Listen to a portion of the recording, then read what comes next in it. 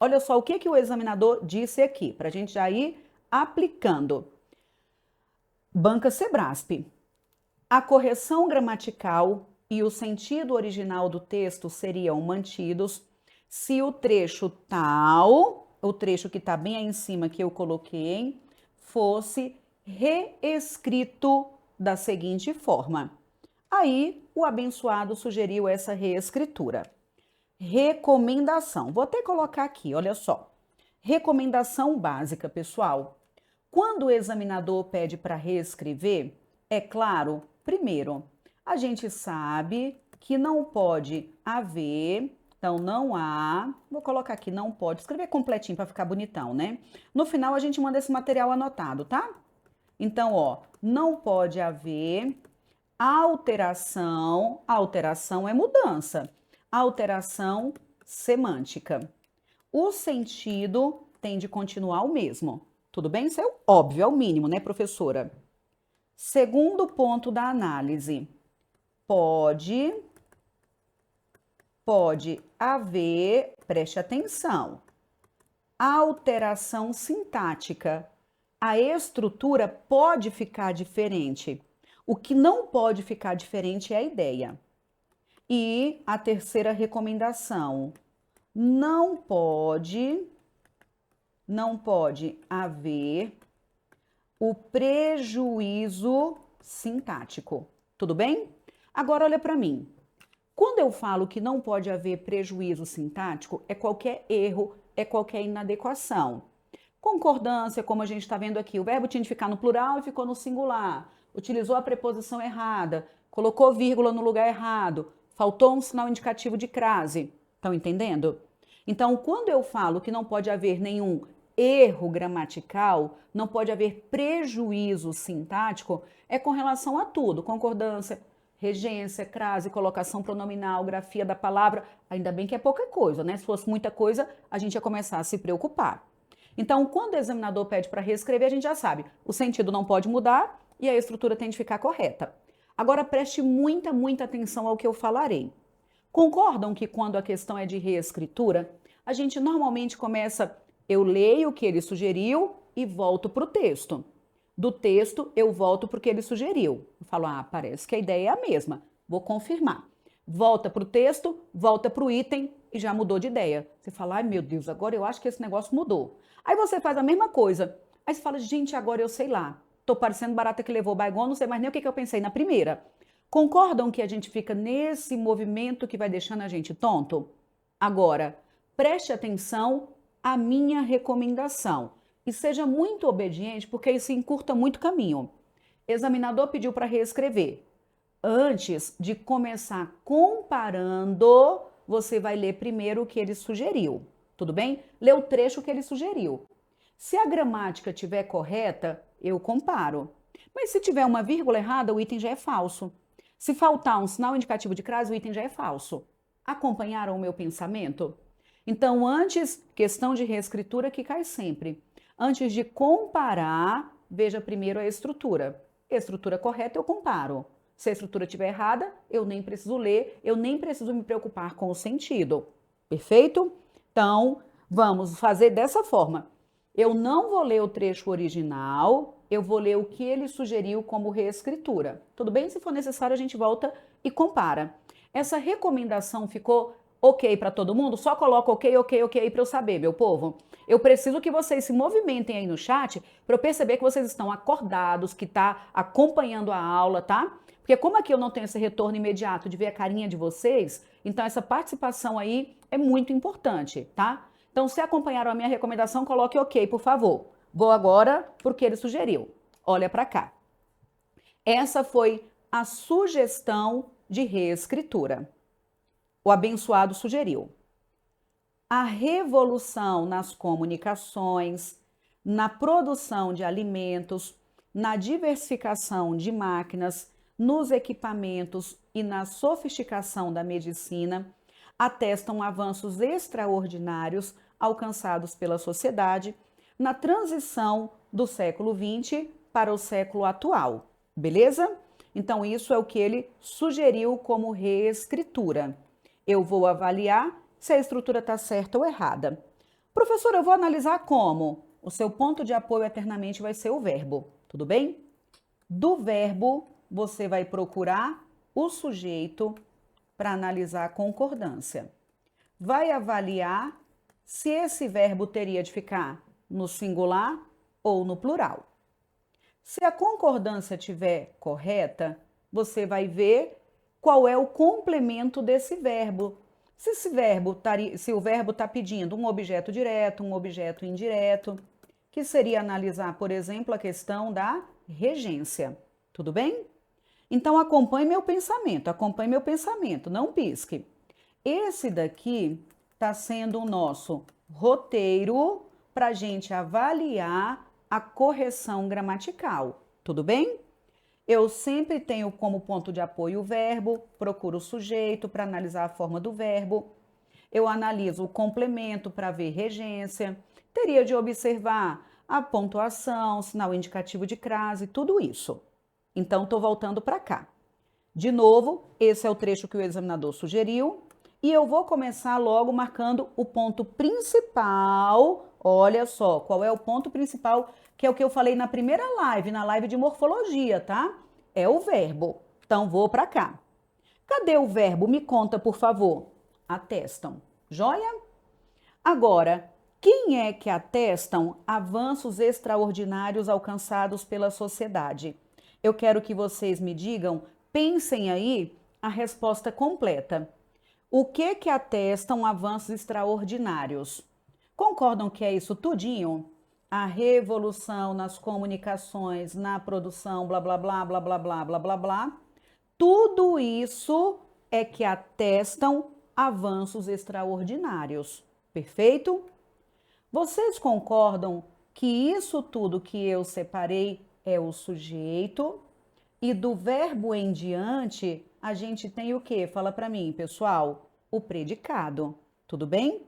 Então, o ponto de apoio foi o verbo para eu separar as duas partes principais. Se a estrutura estiver na ordem direta, nós vamos ter do verbo em diante, teremos o predicado. Agora, olha o que eu falarei. O verbo, ele concorda, deixa eu ver se tem uma outra folhinha em branco aqui. Deixa eu apagar, deixa esse roteiro aqui, deixa eu colocar aqui embaixo, só para a gente não fazer de maneira tão bagunçada. Vou deixar aqui esse espaço. Olha só, o verbo, ele vai concordar com o sujeito. Só que não é com qualquer palavra do sujeito. O verbo concorda com quem? Fala para mim. Com o núcleo.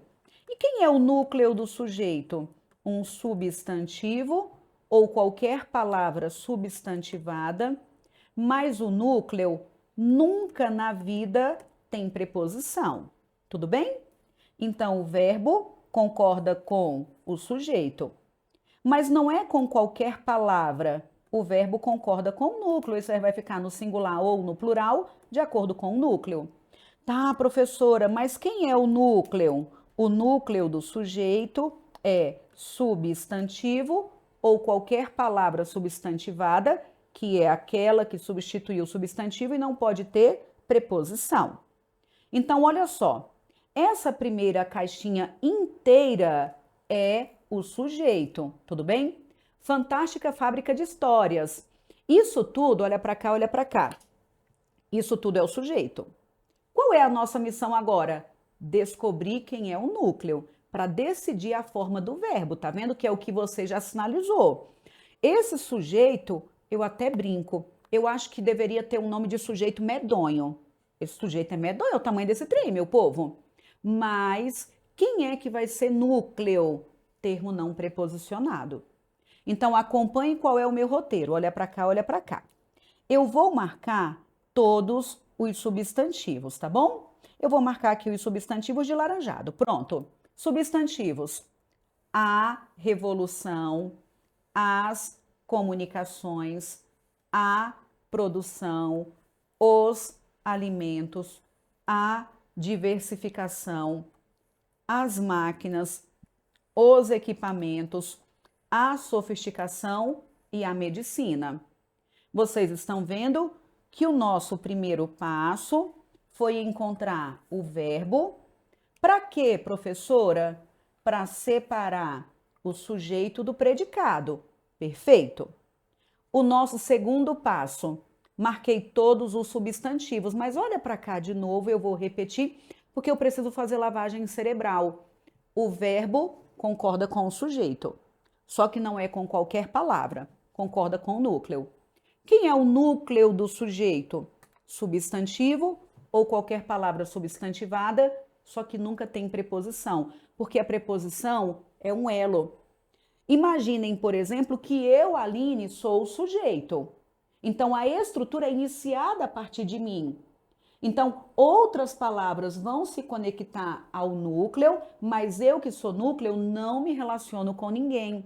É por isso que o núcleo do sujeito não tem preposição.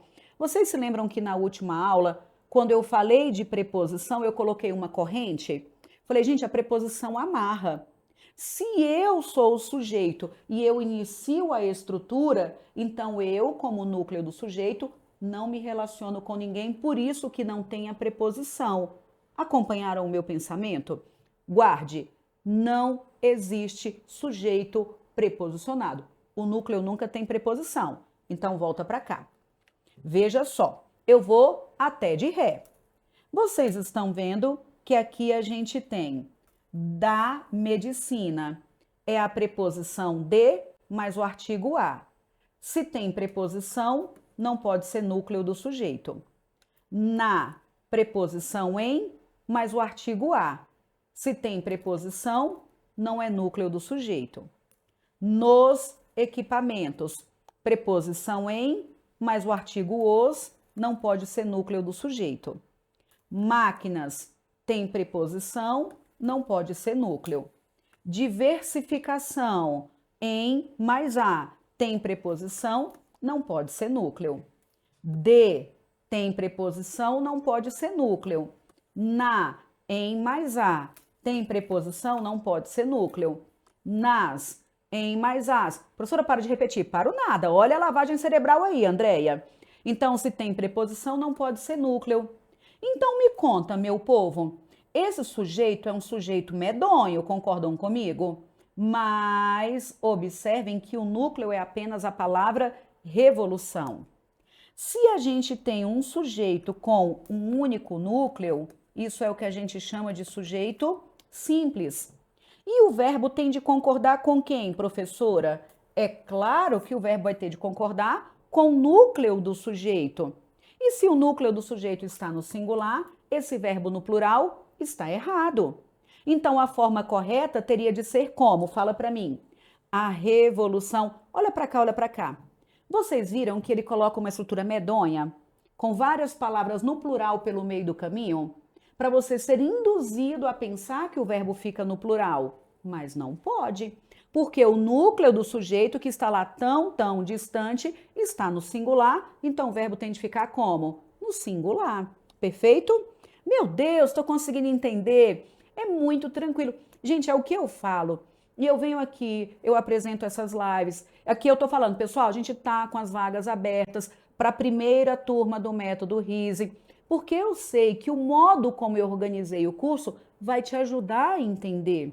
Porque, eu digo de novo, eu estou há mais de 20 anos em sala de aula, 17 anos dando aula em preparatório para concurso, vendo a demanda do aluno, a dificuldade do aluno, qual ponto ele tem dificuldade. Então, eu já tentei fechar tudo isso no método, vocês entenderam? Então, assim, dá para entender de maneira lógica, desde que você vá cumprindo esse pensamento. Por isso que eu vou falando, gente, ó, primeiro passo, segundo passo, terceiro passo. Se você guardar o passo a passo e guarda o passo a passo por meio de resolução de questões, é repetindo. Às vezes você recebe informação pela primeira vez e fala, ai, professor, eu achei difícil. Quando você ouve pela segunda vez, fala, agora eu entendi, professora. É uma repetição, tudo bem? Então, pronto, ótimo, que maravilha. Tranquilinho, tá vendo, Helenice? Se todas as questões fossem só assim, gabaritava tudinho.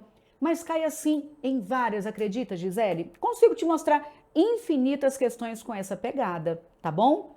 Então, também estou entendendo e amando. Olha que maravilha. Eu estou percebendo que teremos novos professores de português, hein? Olha, olha, olha. Acompanharam o meu pensamento? Agora, preste atenção. A questão não foi de reescritura? Foi, professora? Tem erro de concordância? Se o núcleo está no singular, o núcleo tão distante. Se o núcleo está no singular e o verbo está no plural, a estrutura está errada. Se a estrutura está errada, então eu nem vou comparar. Não quero nem saber qual é o sentido. Professora, mas eu fiquei curiosa. O sentido mudou ou não mudou? Não sei, nem quero saber. Não precisa. Ganhe tempo na hora da prova. Tudo bem? Então, ganhe tempo na hora da prova. Beleza. Andréia, tem redação também. A gente está com um curso gravado de redação, beleza? Então, está com um curso gravado de redação, avaliando aí os editais, vendo qual é a teoria do texto e corrigindo redações, analisando redações que foram corrigidas. Joia? Então, vamos. Caminhei, vamos voltar para cá. Então, a nossa primeira questão, então, é errada. Ele pediu para reescrever, nem me preocupei com o trecho original. Por que eu não me preocupei? Porque a estrutura já está errada. Acabou, ponto final. Perfeito? Então, joia, joia, joia. Vânia, obrigada, Vânia. Obrigada, obrigada. Então, vamos. Ana Márcia, pode mandar mensagem que eu respondo sim, tá bom? Então, manda aí, ou eu, a Letícia, a gente já te dá esse retorno. Perfeito? Então, vamos. Posso ir para a próxima questão? A vírgula está correta. Olha para cá, olha para cá.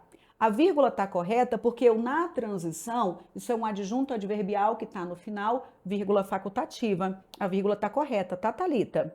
Então, vamos. Caminhei, então. Agora, tipos de sujeito. Olha para mim de novo, olha para mim. Os examinadores não vão ficar perguntando o nome do sujeito. A gente só vai trabalhar aqui.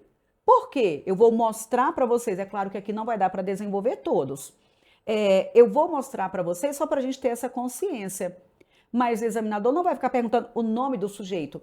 Você precisa identificar o sujeito para decidir concordância, tá? Então isso aqui cai muito, mas você precisa apenas identificar para trabalhar com concordância. Perfeito? Então, vamos para cá. Aí veja só. A gente tem o sujeito, pode ser um sujeito simples. Sujeito simples quando tem apenas um núcleo. Tudo bem? Nós vamos ter também o sujeito composto, que é quando tem mais de um núcleo. Olha para cá, pessoal. Nós não vamos falar que o sujeito é composto pelo tamanho, é pela quantidade de núcleos. Por isso que eu preciso identificar os termos preposicionados, tudo bem? É claro que vai ter particularidade, porque português é português e eu não tenho culpa de nada, eu só sou a mensageira, eu não fiz nada nadinha. Tem alguma particularidade que eu vou até mostrar para vocês, mas quando você trabalha com essa lógica, você resolve praticamente tudo, tudo bem? Eleni, sou professora de português, agora vejo quanto tenho que estudar, estudar, estudar. Sua lavagem cerebral surtiu efeito em mim. Opa, que maravilha! Vai ser muito bem-vinda, viu, Helenice? Muito, muito bem-vinda. Então, joia. Ah, só para fechar o que eu estava falando. O sujeito não vai ser composto pelo tamanho. Acabamos de ver um sujeito medonho e simples, porque só tem um núcleo. Tudo bem? Então, pronto. O sujeito também pode ser um sujeito oculto, um sujeito elíptico, um sujeito desinencial, contextual, e aí vai. Esse oculto, elíptico, contextual, desinencial é quando ele não aparece de maneira expressa para aquele verbo, mas eu consigo encontrá-lo no contexto, tá bom? É claro que aqui é o que eu venho repetindo nas duas aulas anteriores. Não tem como, em uma hora e meia aí de aula, a gente fechar tudo. Olha o tanto de teoria que tem. Eu quero mostrar para vocês, nessa degustação, morfologia, eu mostrei que tem lógica, transitividade, eu mostrei que dá para trabalhar com lógica, concordância, dá para trabalhar com lógica, mas não tem como esgotar. Eu estou passando para vocês o panorama e te mostrando que você é capaz de aprender. Você é capaz de aprender e gabaritar. Depois dê uma olhada lá nos meus stories, não sei se todo mundo aqui me acompanha no Insta, mas dá uma olhada lá nos meus stories. Hoje de manhã no curso presencial, eu estava ainda, a gente passando pelo corredor e uma aluna, professora, aí foi folheando a prova dela. Professora, acertei. De 10, ela acertou 9. Eu até filmei. Aí eu perguntei para ela, antes você acertava quantas? Ela falou, professora, 1, 2, quando eu estava assim feliz, 3. E agora, de 10, ela está acertando 9. Então, assim, todo mundo é capaz de aprender. Às vezes a gente tem alguma dificuldade pela ordem. Seguindo o roteiro adequado, não tenha dúvida que você vai chegar ao ponto dessa aluna de praticamente gabaritar, tá bom? Então, vamos. Então, fui. Sujeito oculto, elíptico, desinicial. Nós vamos ter também a oração sem sujeito. Gente, vocês se lembram, por exemplo, aquele verbo haver, no sentido de existir, acontecer e ocorrer? Fazem 5 anos ou faz 5 anos? Isso aqui é da oração sem sujeito. Lá no método, eu detalho isso aqui tudo direitinho, com vários exemplos, com várias questões, tá bom? Eu só estou passando para vocês aí qual é o roteiro. Pronto. Temos também o sujeito indeterminado. O sujeito indeterminado tem uma particularidade que é ou é o verbo na terceira pessoa do plural, desde que não tenha referente, ou, olha, o verbo na terceira pessoa do singular mais a palavrinha ser. Esse ser sendo o índice de indeterminação do sujeito. Tudo bem? Aí volta para mim. Olha o que eu falei. Para quem chegou depois, o que eu comentei? A nossa aula hoje é de concordância. Eu estou mostrando para vocês o conceito básico de concordância. Acabei de falar que não dá para detalhar tudo. Apresentei o conceito básico. Terça-feira, 8 horas da manhã, no nosso Café com Gramática, o próximo tema é a palavra ser, tá? E a gente vai falar do ser, índice de indeterminação do sujeito e partícula passivadora, que são as duas classificações que mais são cobradas. Perfeito? Célia, o núcleo do sujeito é que não tem preposição. Eu posso ter outros termos preposicionados, tá? Viu que foi o caso lá da questão, que várias palavras têm preposição? O núcleo é que nunca tem preposição. Perfeito? Então, pronto, voltei para cá. Exemplifiquei um sujeito gigante com um único núcleo, por isso que era um sujeito, só para a gente repetir, tá? Eu sei que você já entendeu. Por isso que era sujeito simples, perfeito? Porque apenas um núcleo. Se tiver mais de um, composto, e aí tem as outras classificações. Perfeito.